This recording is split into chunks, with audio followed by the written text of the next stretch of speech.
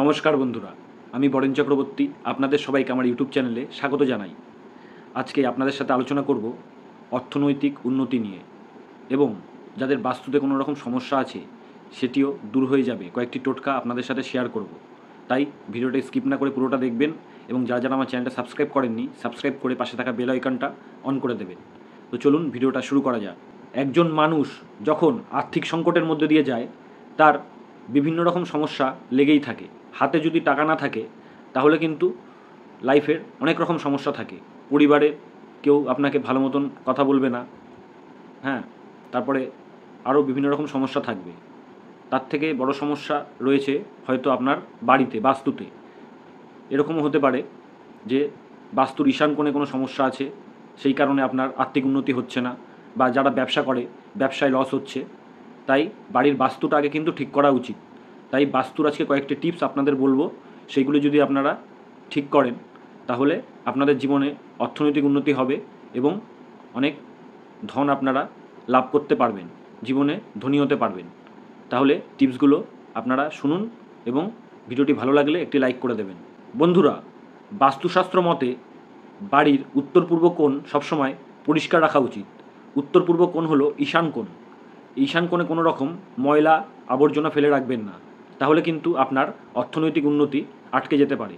তাই বাড়ির ঈশান কোণ সবসময় পরিষ্কার রাখবেন, তাহলে আপনার জীবনে সাফল্য আসবে এবং আপনি অর্থনৈতিক উন্নতি করতে পারবেন।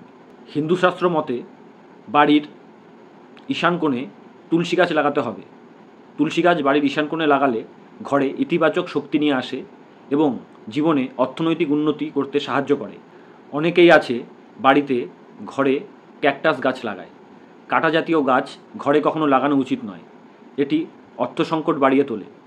এর পরিবর্তে আপনারা মানি প্ল্যান্ট নিয়ে এসে ঘরে লাগাতে পারেন। এতে আপনার পরিবারে অর্থনৈতিক উন্নতি বৃদ্ধি পাবে এবং সৌভাগ্য ফিরে আসবে। বাস্তুশাস্ত্র অনুসারে পুজোর ঘর বাড়ির উত্তর পূর্ব দিকে করা উচিত, তাহলে বাড়িতে অর্থনৈতিক উন্নতি বাড়ে। এবং বাড়ির যে আলমারি থাকে, প্রত্যেক বাড়িতে আলমারি থাকে, সেই আলমারির মুখ সবসময় উত্তর দিক করে রাখা উচিত। তাহলে মা লক্ষ্মী অত্যন্ত প্রসন্ন হন এবং আপনার জীবনে অর্থনৈতিক উন্নতি বৃদ্ধি পাবে। দেবগুরু বৃহস্পতিকে সুখ ও সমৃদ্ধির দেবতা বলা হয়। তাই যাদের জন্মকুষ্ঠিতে দেবগুরু বৃহস্পতি দুর্বল স্থানে রয়েছে তাদেরকে একটি উপায় করতে হবে।